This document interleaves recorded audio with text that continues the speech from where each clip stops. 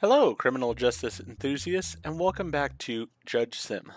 In the last episode, we continued on with week 17. We're now at week 18. Got a decent amount of money. Our arrest and assassinations are fairly low, so I'm fairly happy about that. So let's look at the first case for this week. We've got Mary Alvick, 38, so she would get the full sentence. No criminal record, mental health, and national status are fine. He's over the 58-year age requirement, so he will get the reduced sentence. Bid rigging. People named Mary Alvick and Henry Gez replaced the CEOs of Glendiswick and Karen and Weiss companies who were killed suspiciously in the past month. It was also determined that Mary Alvick, the new CEO of Glendiswick Company, and Henry Gez, the new CEO of Karen and Wells Company, received 2 government tenders through irregular means. Purchase figures stated in these tenders are below the market. It's only been a few weeks since I started my duty. During this process, I had the opportunity to prove to our company and our board of directors how well I could do my job.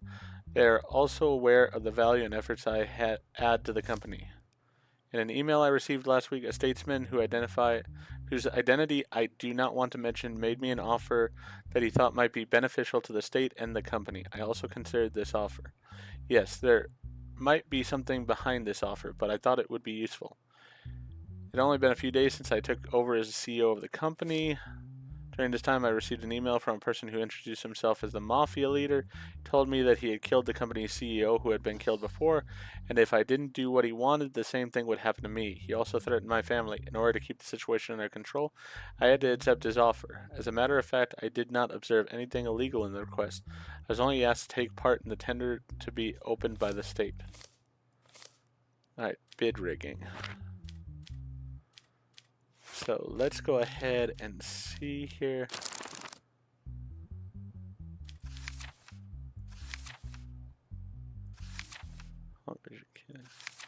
Willful damage to public property, failure. Child abuse, rape, sexual harassment, money laundering, bid rigging. Wow, this is a fairly severe one here. So definitely need to make sure that I am satisfied with the results.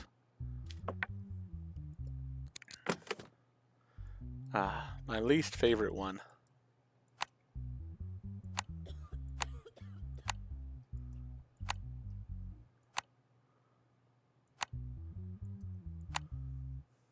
So I just get lucky with that one. I have no idea what I'm doing. It just gets lucky. These emails the defendants are talking about. M. Redrow was the person for both of them. Interesting. Hello, Mary. I am Martin Redrow, interim minister of the Banana Republic. I would be very happy if this information was kept between us. I will make you an offer that will benefit both of us. If you enter your company into the tender that will be open next week and whose information I will send you, will be incredibly profitable for you and your company. First of all, I wish you success in your new role in your company. I hope you remember what happened to the CEO before you. Now I'm going to make you the same offer I made them before. If you don't want to end up like them, confirm my offer and give your daughter Mia the greetings of the mafia leader. I assume my message got through. So the interior minister of the Banana Republic is in charge of the mafia. Great. Why did you trust a tender that you learned about through an email and it was very cheap compared to the market? Since I took office, I knew that everyone expected good things from me, and the email I received was a great opportunity for me to prove myself. Additionally, the email came from a government employee, and the tender looked like a very official tender. There was nothing for me to suspect. If you know who the person in this email is, you need to tell us right now. This way I can help you avoid punishment. I don't know how true it is, but he introduced himself as Interior Minister Martin Redrow. That's all I know. He said that his identity would remain anonymous and that this opportunity would be profitable for both parties. And why didn't you immediately call for help after receiving such a threat? Because he threatened to kill my family. Would you take that risk if you were me?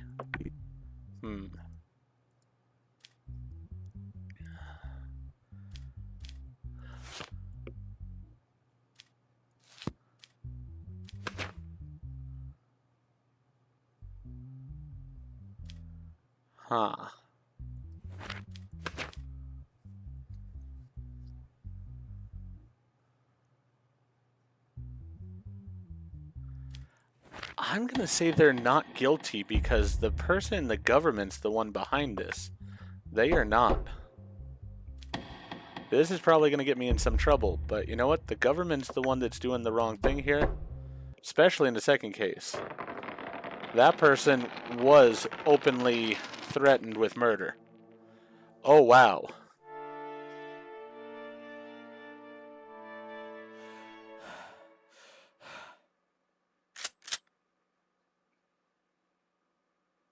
All right. Yeah, I had a feeling that might be the case.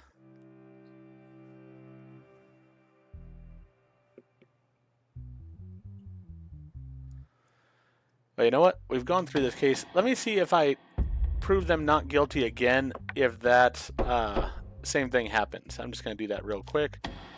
And if it does, then I will have to change my stance.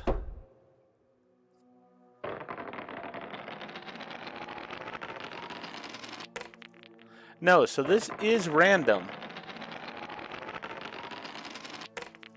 I will say that's the one thing in the game I'm not overly thrilled about. The dice roll thing I see as a bit odd.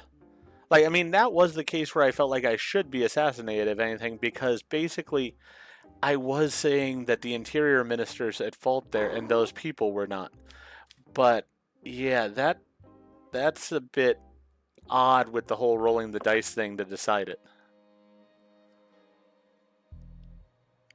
Where am I as far as still not bad on those. Alright, let's get to the case here. Famous actress Gwen Stone's lawsuit against her ex-husband, famous actor Ross Deep. Alright, so we have Johnny Depp here is what we're really going with. Recently, Gwen Stone and Rob Deep decided to divorce and got divorced. After the divorce process was completed, Gwen Stone filed a lawsuit for damages against her ex-husband Ross Deep. As justification, she said that Ross Deep manipulated Gwen Stone's acting career while the divorce process was ongoing. Gwen Stone filed a lawsuit for damages worth $5,450,000, stating her career was in decline, that she suffered financial losses during the divorce process. First of all, I would like to point out that my time is very valuable. Therefore, I ask you to carefully understand what I say. As you know, my husband and I went through a divorce case that lasted 2.5 months, and this made me very tired. The thing that tired me and hurt me the most during this process, my ex-husband was trying to justify himself. He always made me look bad in the media and constantly appeared on live broadcasts and said a lot of untrue things. The film companies I had agreements with terminated their contracts with me. My image was damaged. In this process, I could not earn the $5,450,000 that I expected to earn. All I want is for this damage to be compensated. As you know, I was acquitted in the divorce case, and it was appealed to the court that what I said did not reflect the truth. I demand that necessary action be taken. In this case, I cannot ignore the aggressive attitude of my ex-wife, Gwen Stone, towards me. I cannot allow her to impose the divorce decisions we made together as if I made it alone. In this process, we were both damaged materially and morally. But I did not argue that she was responsible for this. In addition to what I said and presented at the time, this compensation case also proved what a money-hungry person my ex-wife was.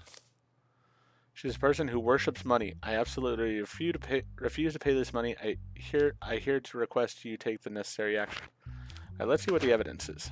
Document showing that the media company, Joni Company, unilaterally terminated its contract with Gwen Stone.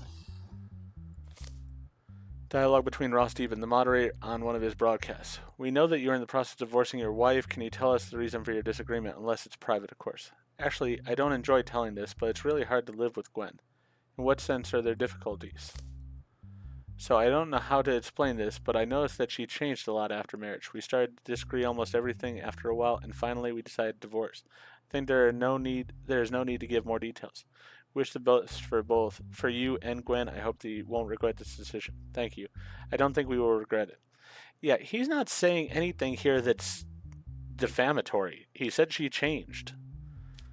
But, I mean, that's perfectly fine. In your statement, you said that your husband manipulated you during the divorce process. Can you explain this more? Yes, Your Honor. I never appeared on live broadcast during this period. I never even gave interviews, but my ex-husband appeared on live broadcast all the time. It embarrassed me to my loved ones and fans. Even in this situation, I did not join a broadcast to respond to my ex-husband. In the live broadcast he attended, he said that I was a money-grubbing person. I cannot accept this. I just do my job and get paid for it. Do you agree with what your ex-wife said? Absolutely not. In my opinion, what they said does not reflect the truth. During this process, we were both badly affected financially and morally. I stand behind what I said. I never held her guilty or had any expectations. During this process, I only expected respect and understanding from her. But sometimes I forgot that she is not that kind of person. Just like in the real-life case of Johnny Depp, I'm going to side with him here. Poopsie over here, and if you understand what I'm meaning there, then you can go ahead and laugh at that if you want to. But yeah, Poopsie here brought this on herself. I mean, what he said, according to the evidence here, doesn't show that he should be held responsible. He just was saying he's getting divorced. There we go. As I said, this is the part that I'm sort of a little bit iffy about in the game. Other than that, I am loving this game, really having a lot of fun with the different cases and the different things that I get to do in the cases. I just don't get the point of the rolling the dice because it seems a bit too random to me. Maybe there's a rationale behind it, but I feel like maybe there should be, say, 3 or 4 outcomes to a case, and there's the one really good one where it raises your assassination and arrest chances by 0. There's a really bad one that raises them quite a bit. And then there's 2 middle ones that maybe raises your arrest or assassination by a bit. I think that would be the best way to handle it, but that's just my opinion. Alright, on to case 3 here. So we got 2 criminals here. Rape and beating. Great. No criminal record, but he's already in an orange jumpsuit. Sort of interesting. They're both under the 50-year age restriction. He has a criminal record. They're both mentally sane and citizens. Violet Terra, who left the nightclub called Jolly Mix, recently took a taxi in front of the nightclub to go home. Violet Terra, who was under the influence of alcohol, shared the location of her home address with the taxi driver. After a certain period of time, Violet Terra realized that she was moving away from her home and told the taxi driver she wanted to get off. The person driving the taxi locked the doors and turned to a secluded road, pulled the car aside to the forest area, and took Violet Terra out of the vehicle and hit her on the head with a hard object, knocking her unconscious. When she woke up, she found herself far from the city and covered in blood. Violet Terra walked to the gas station 2 kilometers away from her location and asked for help. During the checks carried out by the police, the license plate of the taxi in which Violet Terra was taken was questioned, and information obtained that the owner of the taxi was a person named Francis Drew. So this guy. Based on the statement given by the person named Francis Drew, the person named Edwin Darrell was detained at his residence address. That day, I went to the nightclub with my friends to have fun. My friend and I consumed some alcohol, not enough to make me lose my temper. After leaving, I took a taxi in front of the club to go home. The distance between my house and the nightclub is 5 kilometers and takes about 10 minutes by car. About 15 minutes after getting into the taxi, I realized we were moving away from where my house was. I wanted to get out, thinking the taxi driver would hurt me, but he didn't even listen to me. We entered a forest area. I screamed as the car shook, but he didn't say anything. After a while, we stopped. He got out of the car, opened my door, and pulled me out of the car. As I fell to my knees, he hit my head with something hard. Afterwards, I fainted. When I woke up, I felt very bad. There was blood everywhere. It had dried a little. I hit the road, half running, half walking. I reached a gas station and asked for help.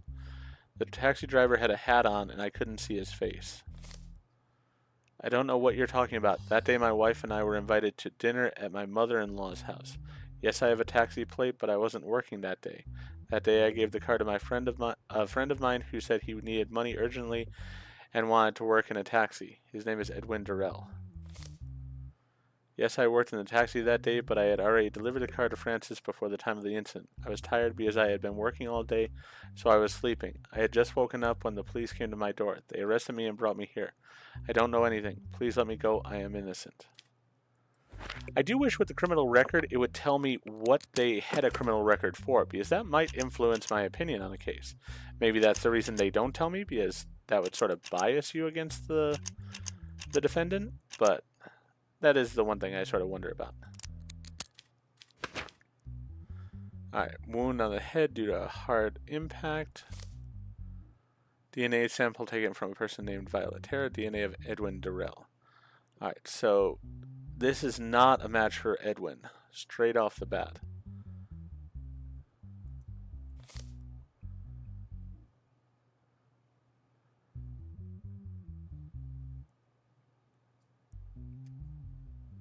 Yeah, this is a match for Francis Drew. So that's pretty cut and dry here, but let's hear what they have to say. The friend you said was driving the car that day stated he had delivered the car to you before the incident. What do you have to say about this? This is impossible, Your Honor. He is lying. After you delivered the car to Francis that day, did he tell you he would work on it? Yes, Your Honor. After returning the car, he told me that a nightclub was very busy and he could pick up passengers from there. I didn't care much at the time because I was too tired. Alright. So it was Francis Drew that's the one that fits here. That's this guy. He has a criminal record. And we are looking at the charges of rape, I know, but there was another charge of beating? Rape and beating. Alright. So let's go here. Physical assault. Beating. 4 years in jail for him on that. Sexual assault. Rape. Execution. Oh. Let us make sure all our ducks are in a row here, because he is going to be put to death for this. Yeah. Criminal record. Yes. Make sure there's DNA sample. Yeah. It is correct. See if there's anything here. Nope. Any emails? Oh, we got one from Gwen Stone. I really can't believe you, Your Honor. I wish you had stated who would cover my losses when making this decision. Unbelievable. Yeah, not really surprising she said that. The homeless woman's the one that still shocks me. Alright. You are not guilty. You are guilty and are to be executed. Let me make sure of that again. Just make sure I read that correctly. Rape, aggravated sentence because he is a criminal. Yeah, it is execution. That is a harsh sentence here. A little bit different than we have in the United States, I believe, but alright. The law is the law.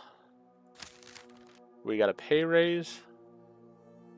I think we got a pay raise. I think that's $200 more than I was making.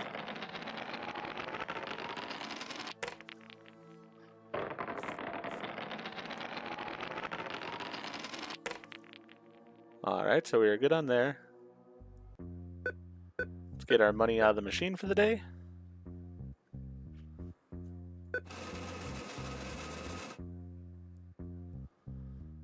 There we go. We've got a decent amount of money. Oh, our wife wants something. Your wife says she wants to travel abroad on your wedding anniversary. The price is $7,500. Do you accept? Sure, we got the money. I'd rather that than the artwork and stuff that we can get for the house. I mean, this horse really didn't do me much. The only thing I feel good about buying was the thing for the cat, because the cat, again, the only one that really acknowledges me. Alright, so with that, I'm going to go ahead and end this video here. If you enjoyed the video, please go ahead and click that like button. If you've not already, please subscribe to the channel, click the bell icon, so that you're aware when I produce new videos in the future. Thank you, and I hope to see you all again for more of JudgeSim.